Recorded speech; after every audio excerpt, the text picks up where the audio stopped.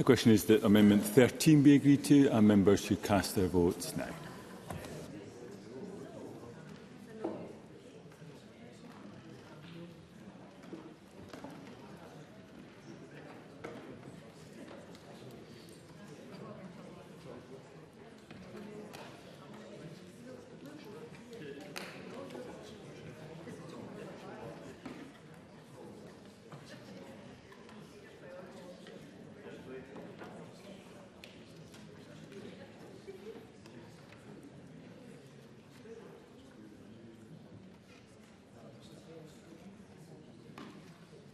And the vote is now closed.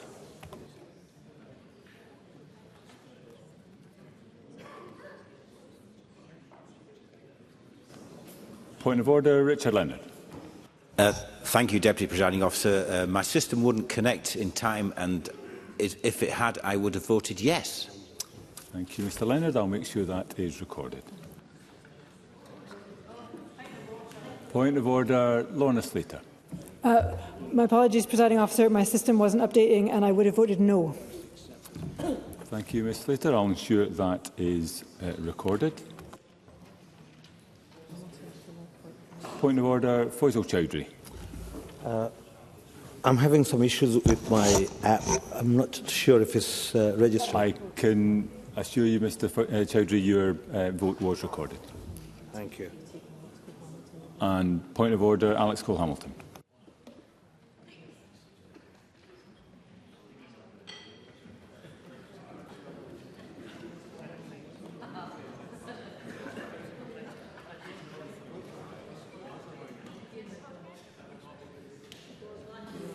Point of order, Ariane Burgess. My app didn't connect. I would have voted no.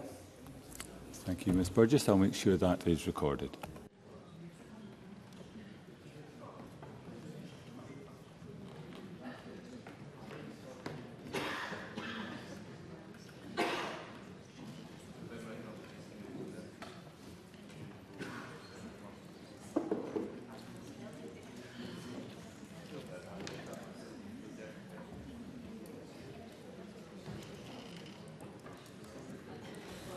And the result of the vote on amendment number 13 in the name of Pam Duncan-Glancy is yes 13, no 91. There were no abstentions. The amendment is therefore not agreed.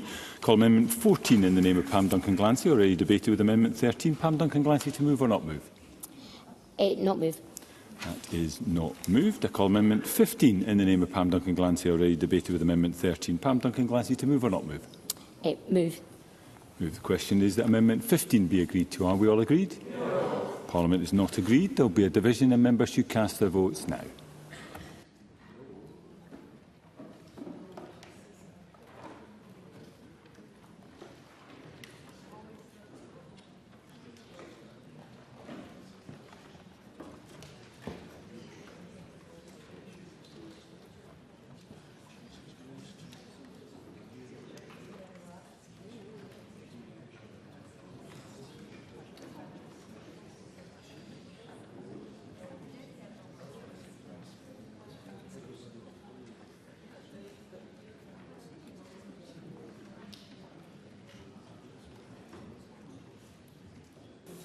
The vote is now closed.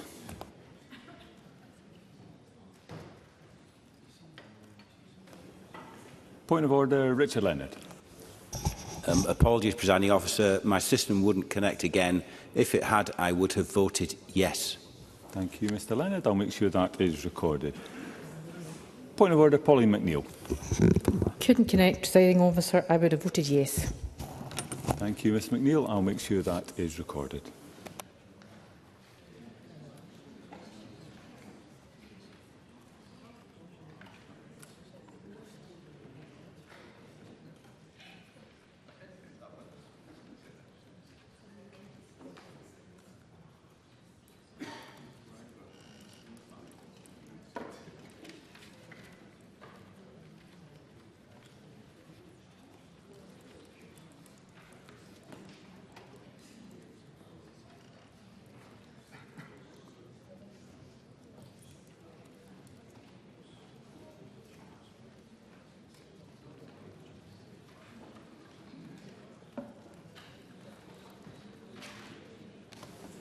And the result of the vote on amendment number 15 in the name of Pam Duncan-Glancy is yes 12, no 93. There were no abstentions. The amendment is therefore not agreed. I call amendment 16 in the name of Pam Duncan-Glancy, already debated with amendment 13. Pam Duncan-Glancy to move or not move? Not moved. That is not moved. I call amendment 17 in the name of Emma Roddick, already debated with amendment 13. Emma Roddick to move or not move? Moved. Question is that amendment 17 be agreed to. Are we all agreed? Yes. That is agreed. I call amendment 18 in the name of Emma Roddick, already debated with amendment 13. Emma Roddick to move or not move? Moved. Question is that amendment 18 be agreed to. Are we all agreed? Yes. That is agreed. I call amendment 1 in the name of Pam Duncan-Glancy, already debated with amendment 13. Pam Duncan-Glancy to move or not move? Move. Question is that amendment 1 be agreed to. Are we all agreed? Yes. That is agreed. I call amendment 2 in the name of Pam Duncan-Glancy, already debated with amendment 13. Pam Duncan-Glancy to move or not move? Move. Question is that amendment 2 be agreed to. Are we all agreed? Yes. That is agreed. I call amendment 19 in the name of Emma Roddick, already debated with amendment 13. Emma Roddick to move or not move? Moved. Question is that amendment 19 be agreed to. Are we all agreed? Yes. That is agreed. I call amendment 20 in the name of Emma Roddick, already debated with amendment 13. Emma Roddick to move or not move? Moved. Question is that amendment 20 be agreed to. Are we all agreed? That is agreed. I call amendment 21 in the name of Emma Roddick, already debated with amendment 13. Emma Roddick to move or not move? Moved. Question is that amendment 21 be agreed to. Are we all agreed? Yes. That is agreed. I call amendment 22 in the name of Pam Duncan-Glancy, already debated with amendment 13. Pam Duncan-Glancy to move or not move? Move, Presiding Officer. Question is that amendment 22 be agreed to. Are we all agreed? Yes. Parliament is not agreed. There will be a division and members should cast their votes now.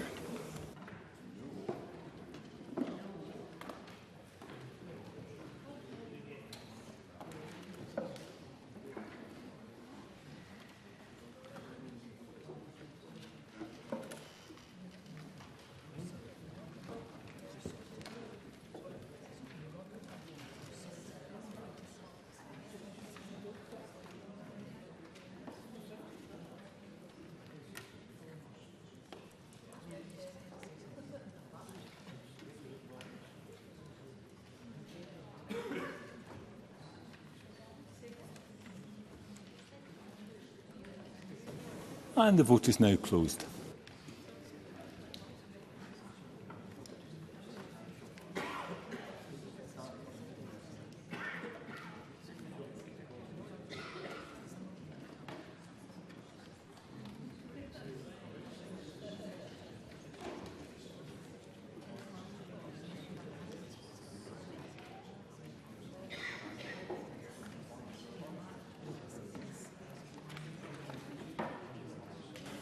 And the result of the vote on amendment number 22 in the name of Pam Duncan-Glancy is yes 38, no 68. There were no abstentions. The amendment is therefore not agreed.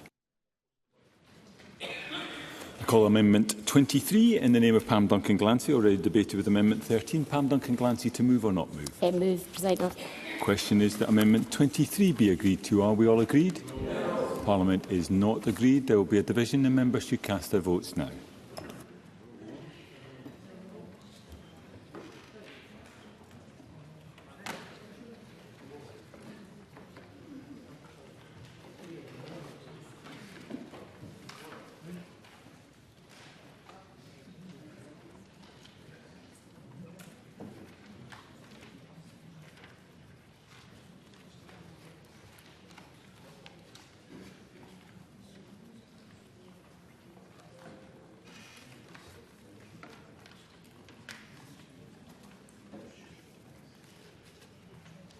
And the vote is now closed.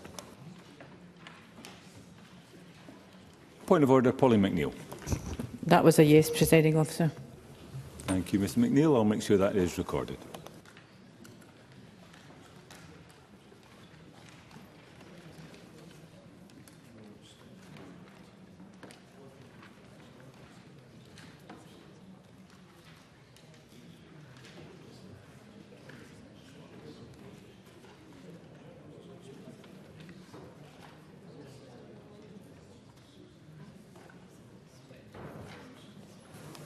And the result of the vote on amendment number 23 in the name of Pam Duncan-Glancy is yes 12, no 94. There were no abstentions. The amendment is therefore not agreed. Call amendment 65 in the name of Ross Greer, already debated with amendment 13. Ross Greer, to move or not move? Not move. That is not moved. And we move to Group 2, Gaelic language targets. I call amendment 24 in the name of the Deputy First Minister, group with amendments 25, 26, 27, 28, 29 and 30. Deputy First Minister to move amendment 24 and speak to the other amendments in the group. Thank you, Presiding Officer. The bill requires that we prepare a national Gaelic language strategy and that must set out Minister's objective in relation to promoting and supporting the use of Gaelic. It's an important ambition, but it's an ambition that needs to be measured against clear and demanding targets for Gaelic, which was a point that was made repeatedly in the Stage 2 debate. Amendments 24 to 26 seek to do that by requiring the National Gaelic Language Strategy to place targets on ministers in relation to promoting and supporting the use of Gaelic. Amendment 29 sets out that the targets may include targets on the number of people with Gaelic language skills, targets on education and training in Gaelic, targets on Gaelic activity in an area designated as an area of linguistic significance. Those categories are intended to be illustrative. They are broad headings under which more detailed, specific targets can be shaped, and they don't prevent other targets being set if it seems useful to do so. Michael Mara's Amendment 30 takes a very similar approach to my Amendment 29.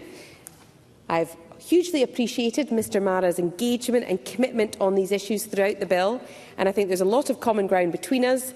His amendment and Amendment 29 simply offer two slightly different alternatives on what the targets may relate to, and in the spirit of wishing to show that collaborative approach, I am minded not to move my amendment and instead to support his amendment. Finally, Amendments 27 and 28 require the strategy to set out arrangements for the collection of data in order to allow progress towards meeting the objectives and targets in the strategy to be measured. Without a doubt, we need a national language strategy for Gaelic with clear objectives, and an essential element of that is also having appropriate targets and a means of measuring progress towards meeting those objectives.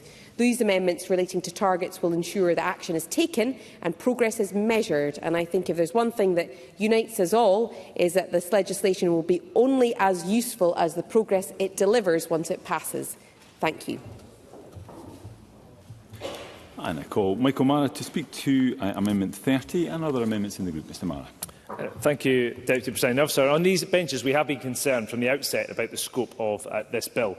We do not believe that it is commensurate to the scale of the challenge facing the Gaelic language. Experts have warned that without very significant intervention, Gaelic could cease to exist as a living language in as little as a decade. And where possible, my colleague Pam Duncan-Glancy and I have sought to strengthen the bill, as my amendment in this group seeks to do. I'm glad the Scottish Government now agrees with Scottish Labour that targets definitely do need to be written into this bill, and I would echo the Deputy First Minister's words in terms of her engagement and the very pragmatic and open discussions that we've had to that end. So I do welcome the amendments 24, 25, 26, 27 and 28 in the name of Kate Forbes. But in order for targets to be effective, they do have to be meaningful, and I welcome the Deputy First Minister's decision not to move her own amendment 29. The broader amendment like that is a term a number of persons with Gaelic language skills. And we believe that could include someone who has spent a few hours on Duolingo. And that would do nothing to arrest the decline of Gaelic as a living language in traditional Gaelic-speaking areas. If anything, I believe it risks masking a precipitous and potentially terminal decline of Scotland's ancient language. Concerns were raised at Stage 2 about the capacity of Scottish Government to collect relevant data for reporting on Gaelic, including targets. And when I met with the Deputy First Minister in February, her officials supplied a list of data that was already available to the Scottish Government and would not require legislative change. There is also common ground, we believe, in terms of not wishing to impose a great burden on public bodies in this regard, whilst trying to meet our shared ends and making sure that we have a robust set of rules in this place. So the categories proposed in my Amendment 30 are covered by that pre-existing data. Questions in the Scottish Attitudes Survey and Household Survey would help to capture the number of persons using the Gaelic language in households, including the number of children. School figures, the survey of school subject availability and ACIL data would all help to establish how much education and training is taking place in or through the medium of the Gaelic language. Scottish Government conducting an analysis of economic and social data linked with Gaelic, including from bodies like MG Alba and Highlands and Islands Enterprise, would contribute to an understanding of the number of businesses and other bodies using Gaelic as their main language. The Scottish Government could also do more to compile data on the economic and social impact of Gaelic. MG Alba and others collect and publish data which would paint a picture of activity relating to Gaelic culture.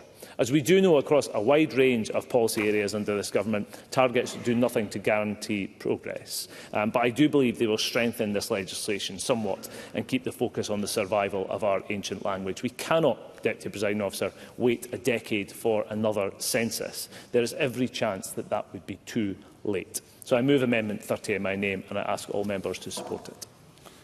Thank you. I invite the Deputy First Minister to wind up. All I would say is that I think Amendment 30 captures precisely what we do wish to see in the years to come. Happy to support Mr Mara. Thank you. Question is Amendment 24 be agreed to. Are we all agreed? Yes. Parliament is agreed. I call Amendments 25, 26, 27 and 28, all in the name of the Deputy First Minister, and all previously debated with Amendment 24. I invite the Deputy First Minister to move Amendments 25 to 28 en bloc. Moved en bloc. Does any member object to a single question being put on Amendments 25 to 28? Not. The question is therefore that Amendments 25 to 28 be agreed to. Are we all agreed? Yes. Parliament is agreed. I call Amendment 29 in the name of the Deputy First Minister, already debated with Amendment 24. Deputy First Minister to move or not move? Not moved. That is not moved. Call Amendment 30 in the name of Michael Mara, already debated with Amendment 24. Michael Mara to move or not move? Moved. Thank you. The question is that Amendment 30 be agreed to. Are we all agreed? Yes. Parliament is agreed. We move to Group 3, Minor and Technical. I call Amendment 31 in the name of the Deputy First Minister. Group with amendments as shown in the groupings. Deputy First Minister to move Amendment 31 and speak to all the amendments in the group. Presiding Officer, these are all minor corrections. They adjust terminology to ensure consistency throughout the bill. They also reorder sections inserted by amendment at stage 2 so that they follow a more logical order. I'm also happy to support Amendment 59 from Mr Greer, which would make the position on which public authorities must have regard to our language strategies consistent between Gaelic and Scots. I move Amendment 31. Thank you very much. I call Ross Greer to speak to Amendment 59 and other amendments in the group. Mr Greer. Thank you, Presiding Officer. At stage 2, I amended the bill to clarify that public bodies who must have regard to the Government's Gaelic language strategy would include the post-16 education bodies, Scottish Rail Holdings and Scottish Water. And as Cabinet Secretary says, this amendment is simply for the sake of consistency to ensure that these public bodies also have regard to the Scots language strategy. Thank you. Deputy First Minister, anything to add by way of wind-up? Nothing, thank you. Okay, the question is that Amendment 31 be agreed to. Are we all agreed?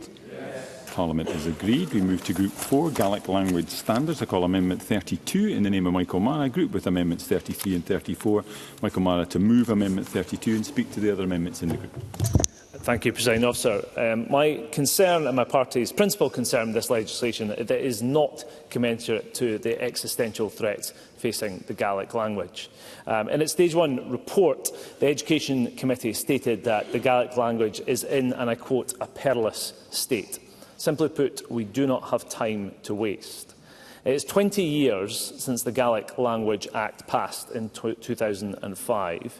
And I fear that in another 20 years there may not be a living Gaelic language left to save. My aim with these amendments is to introduce specific deadlines so that government and other relevant bodies do not lose sight of the urgency of these matters once the legislation has passed. The Scottish Government often takes a very generous approach to its own deadlines, with nebulous targets such as autumn, giving little certainty to Parliament or to the wider public. Deadlines are also allowed to slip, as members of the Finance Committee, which I am a member of, can attest to, given the particularly high number of important financial documents which are overdue. I believe the Government should be transparent both about what it is trying to achieve and when it expects to achieve those outcomes.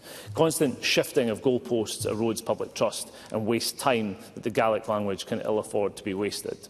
So my amendments in this group set a deadline of 1 year after the Act comes into force for Scottish ministers to lay draft Gaelic language standards before Parliament. Following discussions subsequent to stage 2 with the Deputy First Minister, I am pleased to have arrived at a compromise with the Scottish Government for these amendments, whilst still maintaining the sense of urgency which is essential to ensure that survival of the Gaelic language. So I move Amendment 32 in my name and ask members to support all the amendments in the group.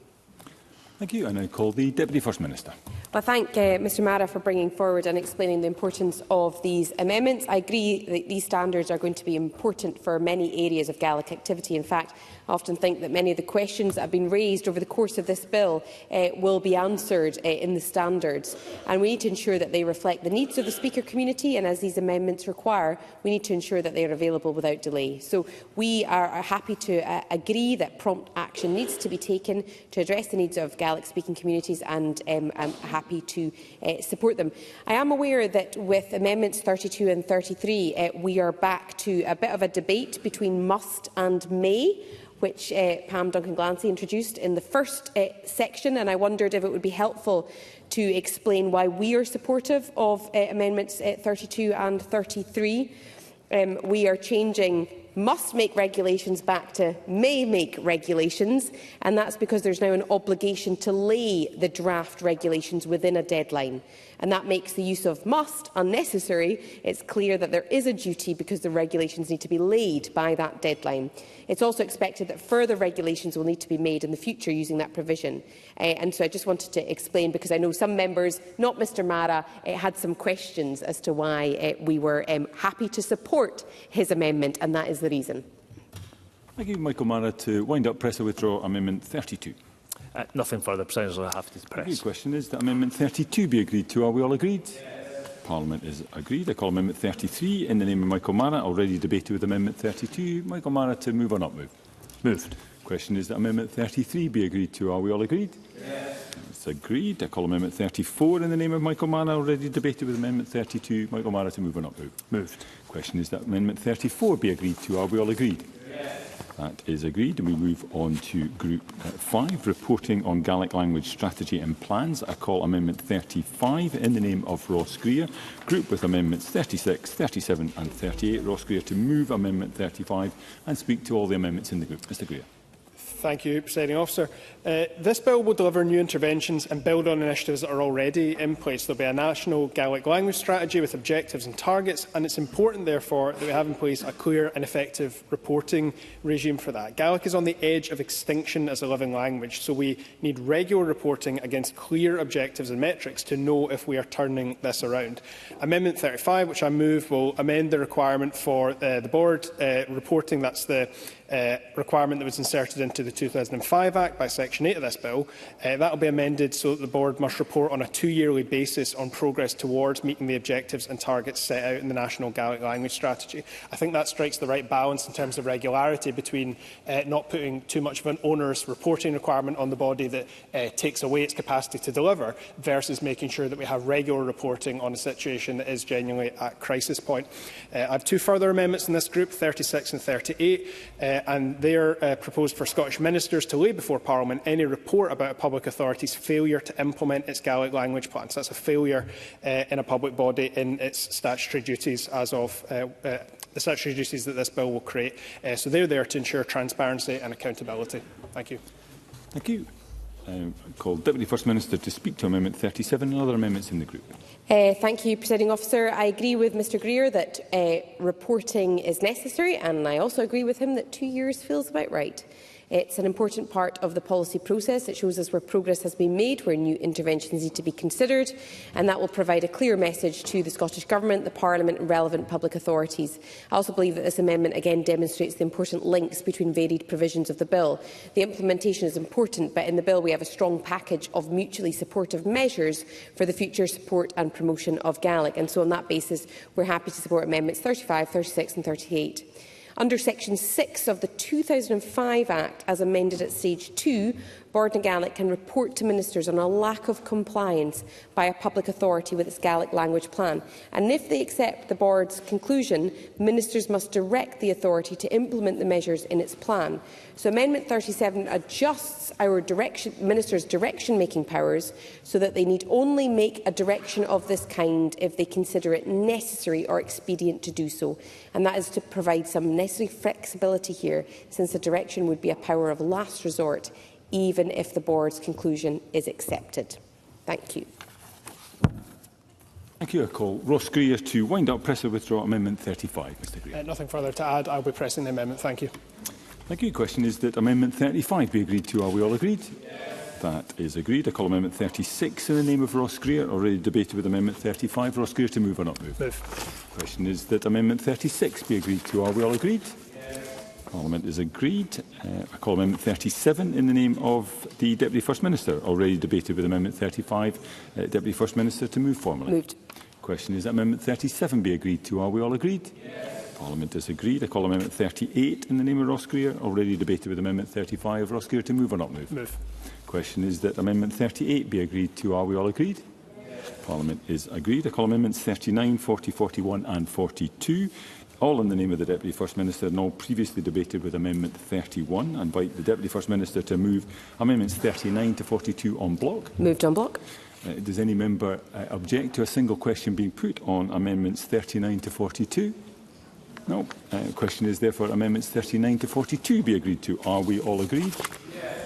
Parliament is agreed. We move to Group 6, Education Material in Gaelic and Scots. I call Amendment 43 in the name of Ross Greer, grouped with Amendments 44, 3, 62, 63 and 64.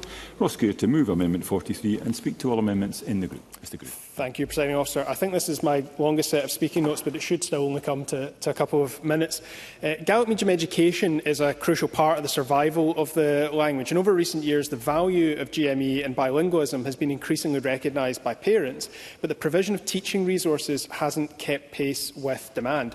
All teachers in Scotland are struggling with workload pressures, but GME teachers have the additional pressure of often having to translate the resources that they need to deliver education in their classrooms.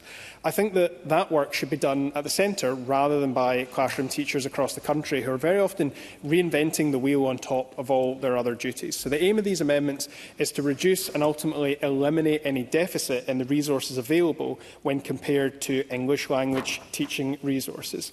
Resources for Scots also need attention, so the language of home and community can become the language of the classroom. So Amendment 43 places a duty on ministers to promote, facilitate and support the provision of adequate education resources in Gaelic for use in school education by teachers and pupils. So this is a general duty. It will ensure that consideration of resources is embedded across the education system. Amendment 44 is a specific duty on Scottish ministers to consider whether to produce information, guidance or documents for use in schools in Gaelic when they're producing them in English. And in practice, what we're talking about here is Education Scotland as the relevant executive agency. This amendment also requires ministers to consider producing in Gaelic something which they've already produced in English, where they're requested to do so by an education authority. Councils are best placed to know which materials will be most beneficial in the classrooms in their area, and they can target those requests accordingly. Members will note that, as with the amendment I brought forward at stage 2, this is a requirement to consider translation rather than an absolute requirement to translate in all cases. This is to recognise that there may be some resources which are of no relevance to GME education because, for instance, they relate to supplementary resources for specific subjects or qualifications which are not yet available through GME. If the primary resource, the primary subject, isn't available in GME, there would be no need to translate the supplementary resources. I would hope that statutory guidance on GME could set out in further detail where translation may or may not be relevant, so that authorities have confidence in when translations will be produced. This amendment is designed to strike the right balance of creating that mechanism but not being too onerous or prescriptive. Guidance can add to that. Amendment 44 also places a duty on ministers to keep the adequacy of Gaelic resources for school education under review, requiring them to prepare and publish reports setting out the steps that are necessary to address issues identified by the review, and this will ensure a process of continuous improvement. Amendments 62, 63 and 64 achieve all the same aims for Scots. The quality and availability of resources and support for teachers and pupils are core elements of learning and teaching, and I think these amendments taken together will bring improvements and make a real difference to young people and teachers in Gaelic medium education in particular, but also those who are learning in Scots. So I move Amendment 43. Thank you. I now call Pam Duncan-Glancy to speak to Amendment 3 and the other amendments in the group. Ms Duncan-Glancy. Thank you, Presiding Officer. An important area for the progress in the development of the Gaelic medium education is continuity and more young people progressing from primary to broad general education and on to the senior phase. It is vital that young people are empowered to continue their Gaelic learning throughout their school career and beyond school, and to use their Gaelic skills in training and employment. My amendment number 3 will contribute to this ambition by ensuring an appropriate number and range of qualifications are available through the medium of Gaelic. New section 16B, which is introduced into the Education Scotland Act 2016 by this amendment, places a duty on the Scottish Qualifications Authority to ensure that its qualifications include an appropriate number and range of qualifications available in Gaelic. In deciding what is an appropriate number and range of qualifications, the SQA must seek advice from ministers, Bord na Gaelic and others with an interest and expertise. This amendment also places a duty on the SQA through new section 16C to ensure that appropriate material is available in the Gaelic language. This applies where the SQA produces information, guidance or documents in the English language for use in connection with qualifications it has devised, and requires that equivalent Gaelic versions must be produced where the relevant qualification is available in Gaelic. And this is something that the Gaelic School in Glasgow, for example, has said would be hugely beneficial to them and their learners. Translation of such material must be produced on request from the Scottish ministers, ensuring that there is a mechanism for all relevant material to be translated. This will mean that young people who are learning through the medium of Gaelic are not disadvantaged compared to their English medium counterparts. And just a point, Presiding Officer, members will have noticed that these amendments place duties on the SQA, which the new Education Bill proposes to replace with a qualifications body, a matter that I'm sure we'll debate at great length in due course. I understand that the procedure here will be that whilst my amendment reflects the current position, should the Education Bill pass, references to the SQA will be replaced as part of the implementation of the Education Bill, just to reassure members that this would stand the test of time should that bill pass. There are, of course, various ways in which the bill strengthens the support for Gaelic medium education, and I also welcome the amendments proposed by Ross Greer in this area. I'd like to commend the many authorities that have made good progress with Gaelic medium education, and I believe that my amendment will strengthen Gaelic medium education continuity and the pathway for young people to secure Gaelic qualifications and continue their use of Gaelic throughout their educational journey. And I move Amendment 3. Thank you. And I call on the Deputy First Minister. Well, I thank Ross Greer for bringing forward and explaining his amendments. He talked about the pressures on classroom teachers. Of course, in my youth, it was the pressures on parents, all of whom took home English materials and got labels out to put the Gaelic on top. So that was how I was educated at primary school. At all stages, early years, primary and secondary, we need to ensure young people and teachers have access to attractive, high-quality Gaelic and Scots resources. It's not so long ago that there was a lack of good quality resources specifically produced for Gaelic medium classes. There have been improvements, but there's still some way to go. So I think these amendments support that progress being made. I'm also happy to agree to a review duty to ensure that we continue to move forward in supporting teachers and young people, and I'll certainly look at how statutory guidance can assist with illustrating the scope of the duty to translate. I massively appreciate and commend the work that bodies such as Storlan, Scots House and Yaldi Books have done over the years. So we're happy to support amendments 43, 44, 62, 63 and 64. In terms of Pam Duncan-Glancy's Amendment 3, these are important amendments. We need to see Gaelic medium education strengthened at secondary and especially at the senior phase. That's been a strong point of feedback throughout my consultation conversations. So these amendments will strengthen the pathway from school to training and studying onto the world of work. And those amendments are welcome and an important contribution. SQA, for example, currently make National 5 higher and advanced higher papers through the medium of Gaelic in a specific range of subjects. subjects like craniolus, geography, iachtri, history, nuachiolus, modern studies and mathematics. And this provision would ensure for those subjects or any subjects offered in the future through the medium of Gaelic that core documents like course specifications and supporting documentation prepared for pupils or teachers would also be provided in Gaelic. I confirm that the member's understanding is correct. The Scottish Government will ensure that the duty, if approved, is appropriately carried forward and placed on the successor body to the SQA as part of the implementation of the Education Bill. So I'm happy to support Amendment 3. Thank you. Call Ross Greer to wind up and press the withdraw Amendment 43. Mr Greer. Thank you, Presiding Officer. Nothing further to add other than welcoming the consensus on this issue.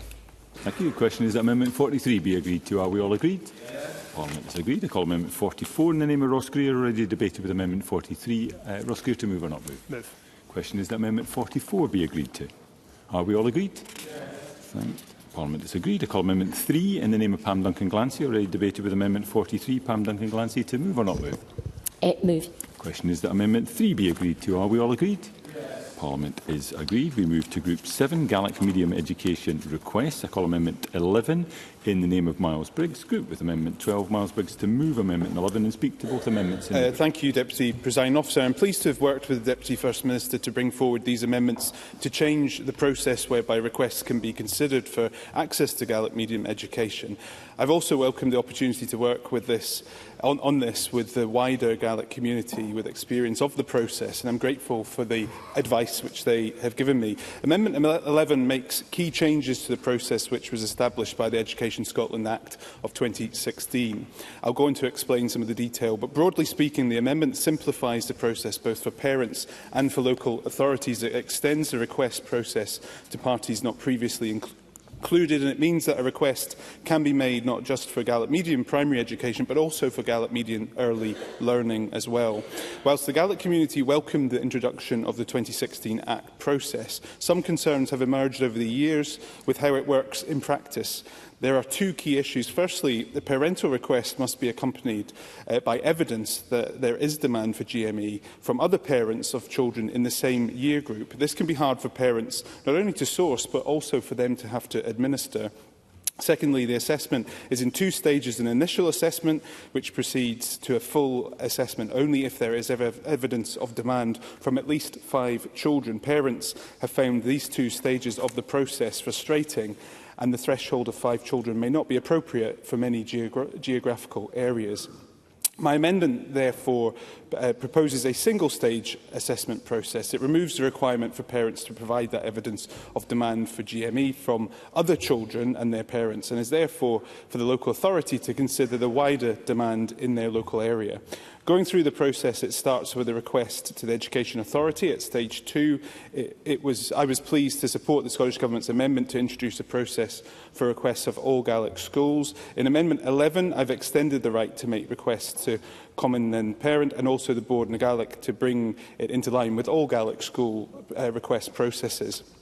A request can be made to assess the need for Gaelic medium primary education or Gaelic medium early learning. The authority must designate a relevant assessment area and must consider its provision of Gaelic medium education and the level of demand in that area.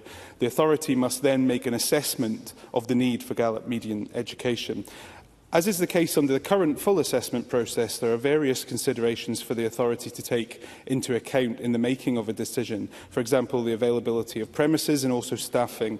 The authority must also publicise arrangements for parents, children and others with expertise and interest to make representations, and this must take those representations into account when taking forward a decision. The authority must also decide to secure the provision of GMP and GME early learning in the designated areas, unless having regard to these considerations it would be unreasonable to do so. Again, this wording is maintained from the existing full assessment procedure. Because my amendment 11 now incorporates the changes which were previously made to the process by section 23 of the bill, Amendment 12 will completely remove this section as it's no longer required. I am confident that Amendment 11 does now address the practical issues raised by parents and the Gaelic community, and is an improvement on the process and the current process which many parents have been frustrated with. I hope and expect that it will be able to contribute to the growth of Gaelic medium education as a recognised and successful sector in our Scottish education system, and I move Amendment 11 in my name. Thank you. I now call the Deputy First Minister. Well, I thank Miles Briggs for these amendments because with the amendments I introduced at stage 2 to introduce a process for requests for local authorities to consider establishing an all-Gaelic school in an area, I think we have now with Miles Briggs' amendments and the amendments I introduced at stage 2, we will have 2 robust pathways in place. The process for requesting the provision of Gaelic medium education, which Miles Briggs' amendments here do so much to clarify and improve, and the process for requesting the establishment of an all-Gaelic school, which I introduced at stage 2. The 2 processes are consistent while still recognising the different factors involved for education authorities, but together they allow for the sustainable development and growth of Gaelic medium education in an area. And having said at the outset that I thought our first group of areas of linguistic significance was one of the most critical parts of the bill, I would also say that this is one of the most radical parts of the bill because it responds to consistent concern expressed by parents for how to ensure that they have access to Gaelic medium education. Thank you. And I invite Miles Briggs to wind up press with Amendment 11. Nothing further to add and moved. Thank you. The question is that Amendment 11 be agreed to. Are we all agreed? Yes. Parliament is agreed. We move to Group 8, All Gaelic Schools requests. I call Amendment 45 in the name of Ross Greer, group with Amendments 46, 47, 48 and 49. Ross Greer to move Amendment 45 and speak to all the amendments in the group. Mr Greer. Thank you. Move Amendment 45.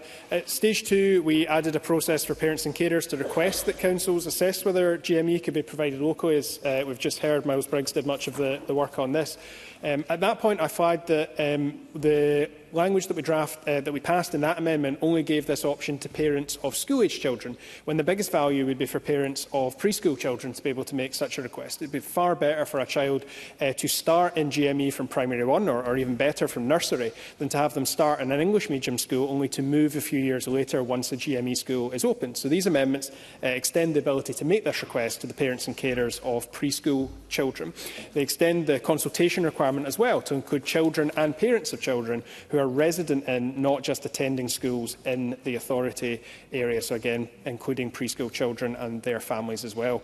I should also mention, given that I raised it at stage 2, that the definition of parent used in these provisions is the definition in the Education Scotland Act of 1980, which includes guardians and others with parental responsibilities and carers. The aim of these amendments is to have an open process in which those with an interest can make a request, have their request assessed and make representation. All Gaelic schools are good for Gaelic, they're good for Scottish education overall, and these amendments will give more parents and more children the opportunity to have access to this process. Thank you. Thank you. I call the Deputy First Minister. Well, these amendments are important off the back of my own stage 2 amendments to introduce the process for requesting all Gaelic schools assessments, and I'm very happy to support Ross Greer's amendments from 45 to 49.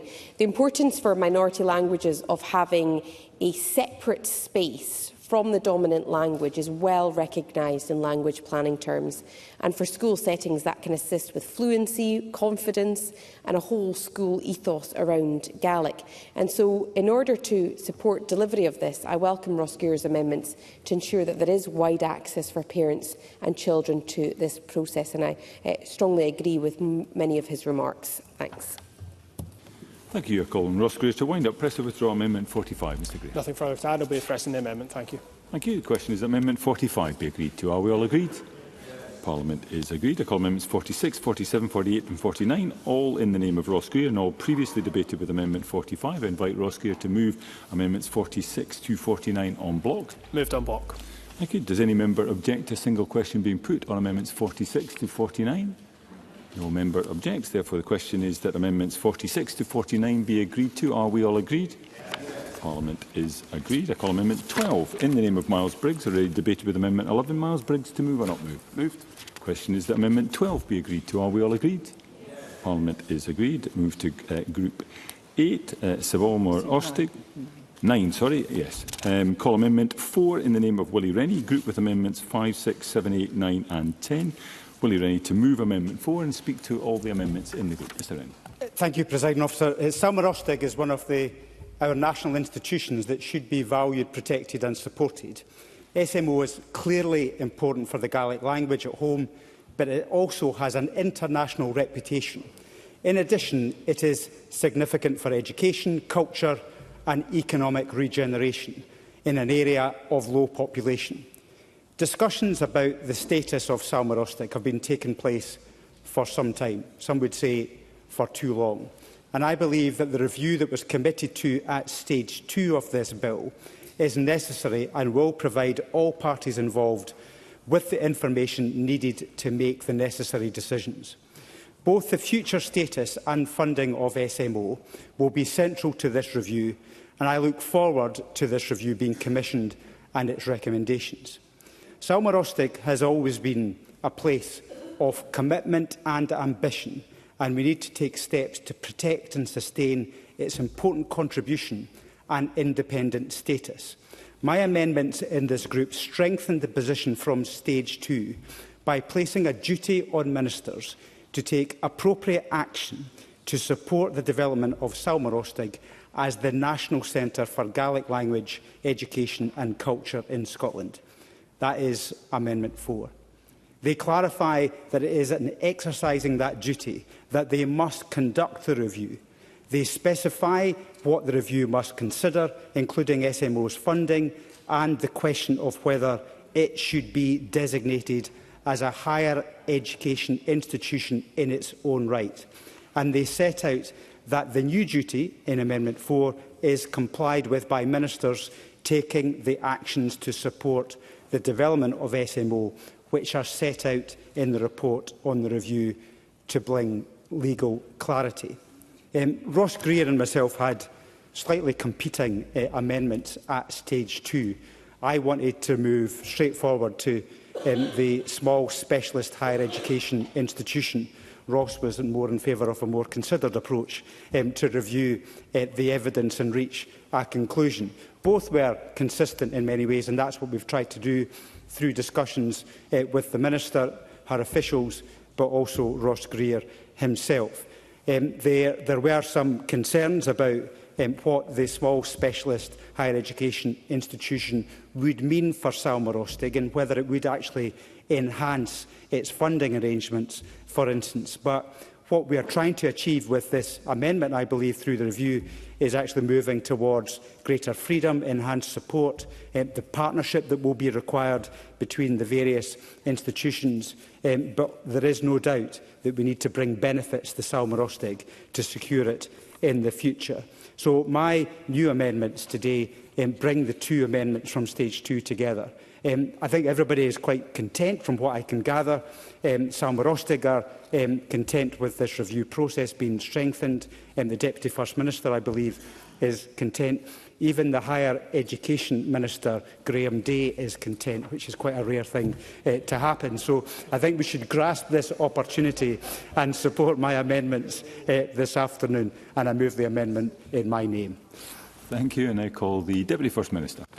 Thank you, Presiding Officer, and I thank Willie Rennie for bringing forward these amendments, and he explains the benefits and the reasons behind them well. Salma Rustig makes a contribution on so many levels, and I am conscious that the Principal is in the gallery, not to totally mortify her right now, but Gillian Munro is in the gallery, and I think that reflects the value that Salma Rustig places on the debate and the cross-party support of MSPs. And I'm delighted that there has been that cross-party support and the recognition of the importance of Salma Rustig.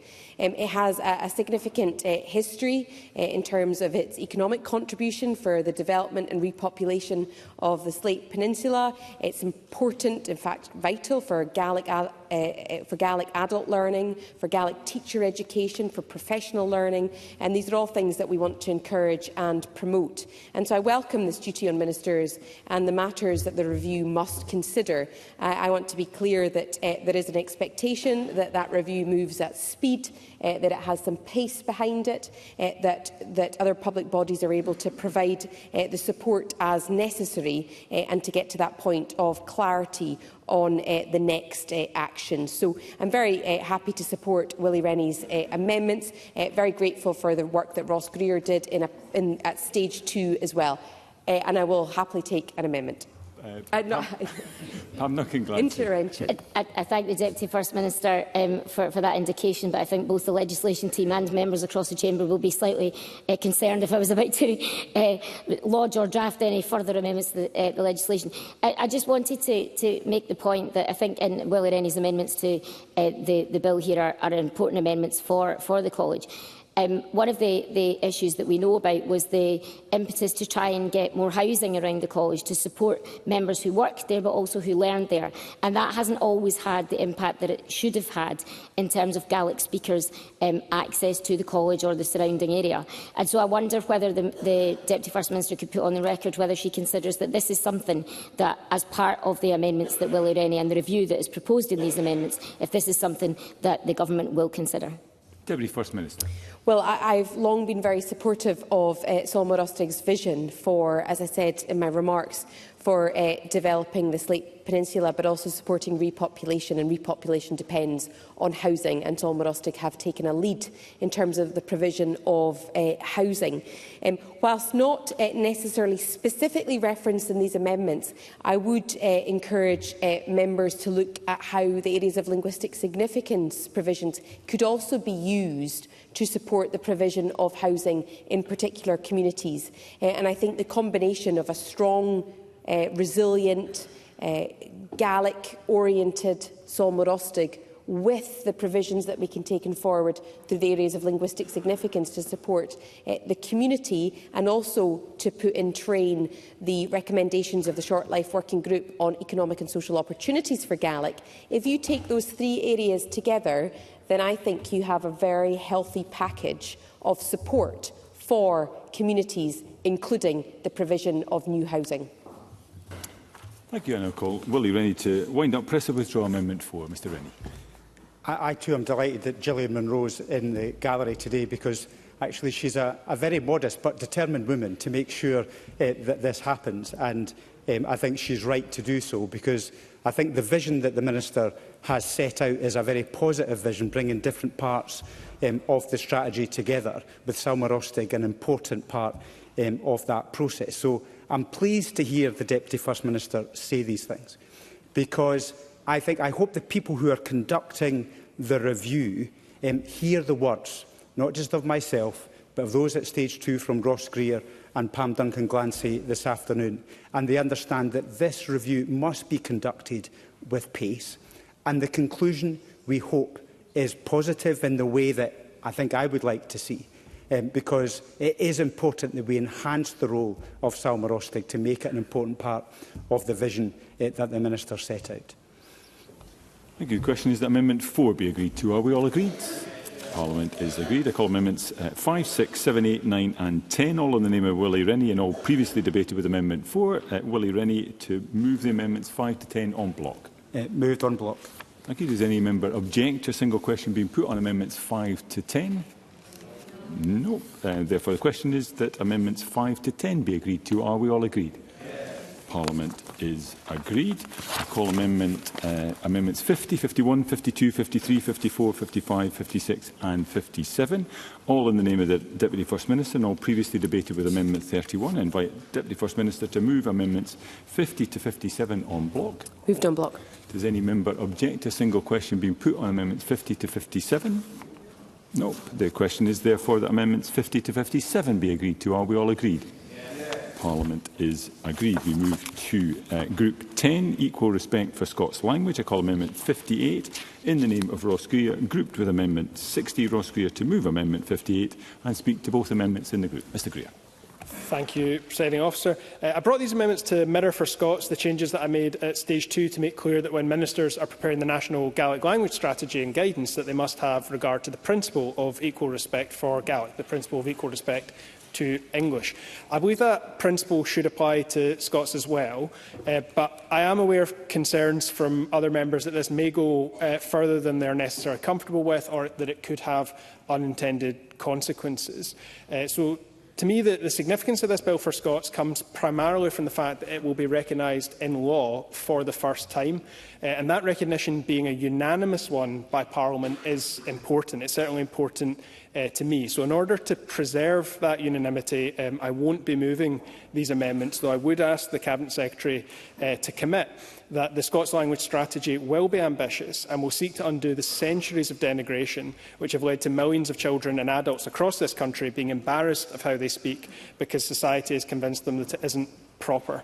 I hope we can one day embed the principle of equal respect in law, but for the sake of unanimity at this point, a commitment from the Cabinet Secretary, if forthcoming, in relation to the guidance would be enough. Thank you. Deputy First Minister.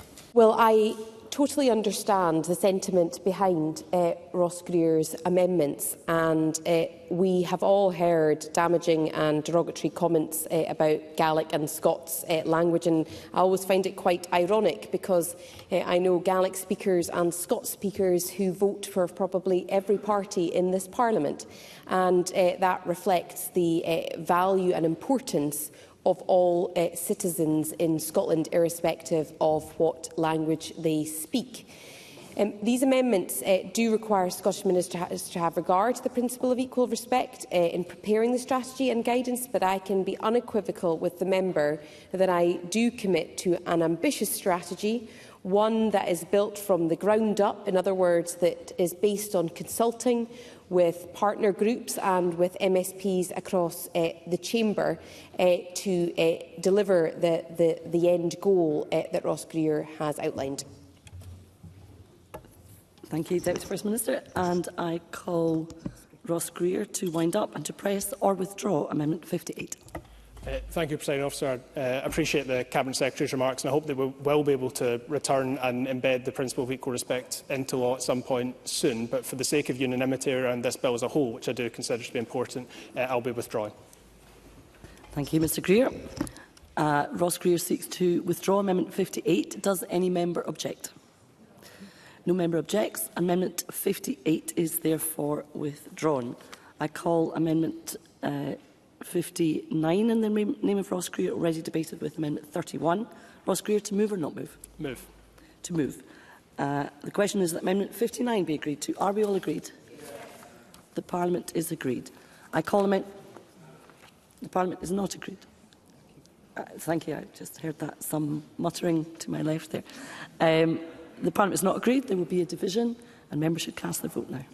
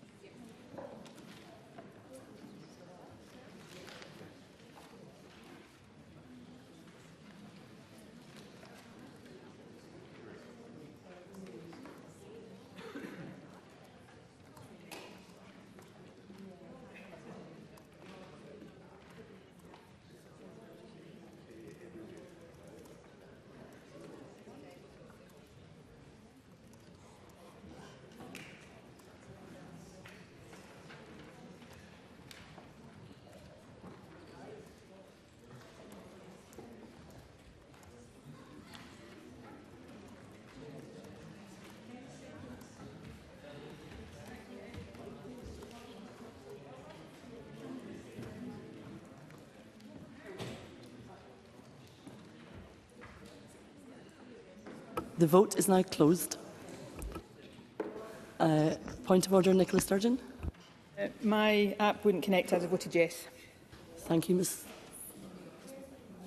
Sturgeon. Your vote will be recorded. Point of order, Brian Whittle. My app wasn't connected. I would have voted yes, Presiding Officer. Thank you, Mr Whittle. Your vote will be recorded. Point of order, Jenny Gilruth. Point of order, Presiding Officer. My app wouldn't connect. I would have voted yes. Thank you, Ms Gilruth. Your vote will be recorded. Point of order, Christine Graham. Yes, I'm in a similar position. It's still not connecting. I would have voted yes. Thank you, Ms Graham, your vote will be recorded. Point of order, David Torrance. My app couldn't connect. I would have voted yes, Presiding Officer. Thank you, Mr Torrance. Your vote will be recorded. Point of order, Rachel Hamilton. I would have voted yes. Tech issues. Thanks. Thank you, Ms Hamilton. Your vote will be recorded. Point of order, Claire Adamson. Thank you, Mr Presiding Officer. I would have voted yes. Thank you, Ms Adamson. Your vote will be recorded. Point of order, Jim Fairley. Could we have Mr Fairley's microphone? And Mr Fairley, could you do that again, please? Yeah, I would have voted yes. Thank you, Mr Fairley. Your vote will be recorded. Is that anybody online? And nobody online for Bruce? haven't got anybody else. Okay. I'm just going to get a little bit generous with time. That's okay.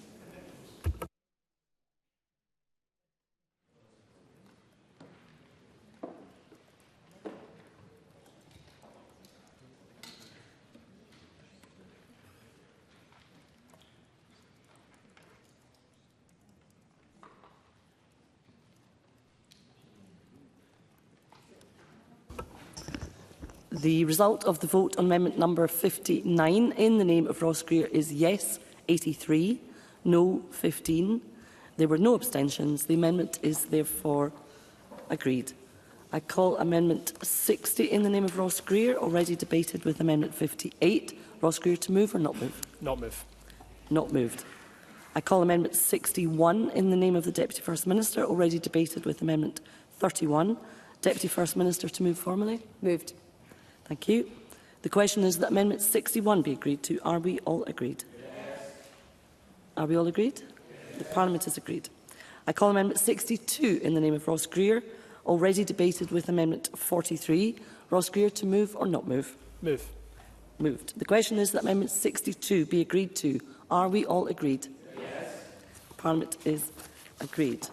I call amendment 63 in the name of Ross Greer, already debated with amendment 43. Ross Greer to move or not move?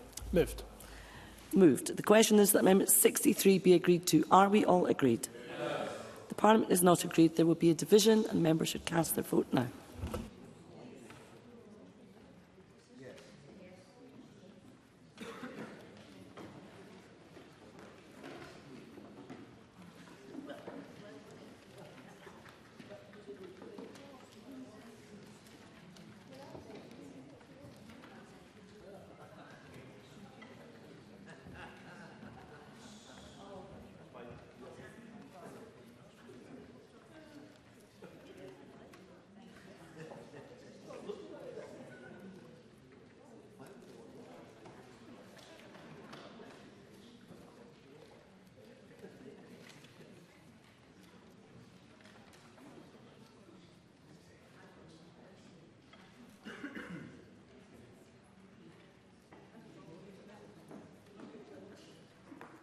The vote is now closed.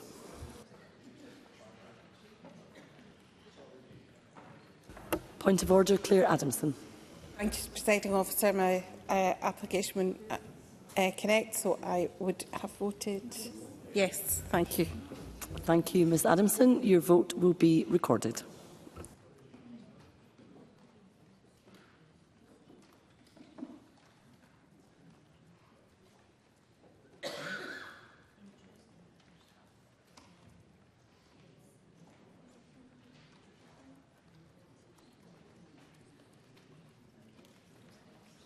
The result of the vote on amendment number 63 in the name of Ross Greer is yes 91, no 13. There were no abstentions. The amendment is therefore agreed. I call amendment 64 in the name of Ross Greer, already debated with amendment 43. Ross Greer to move or not move? Move. Moved. The question is that amendment 64 be agreed to. Are we all agreed? Yes. Parliament is not agreed. There will be a division and members should cast their vote now.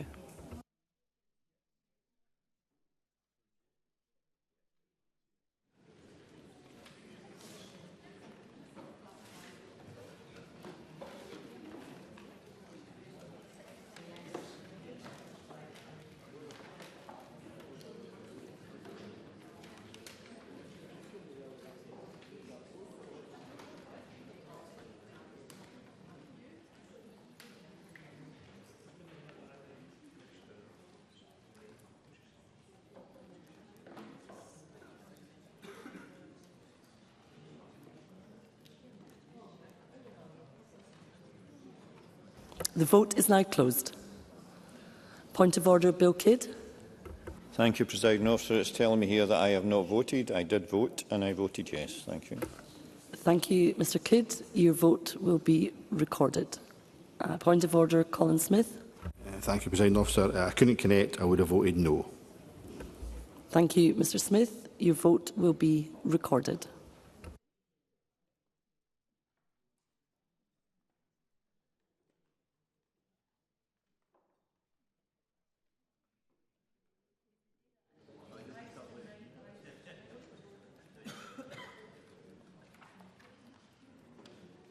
The result of the vote on amendment number 64 in the name of Ross Greer is yes 91, no 12.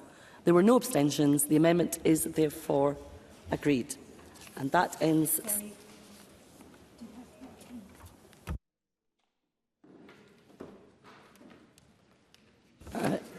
excuse me, we're just checking that. Thank you. We'll get back to the result of the vote in a minute.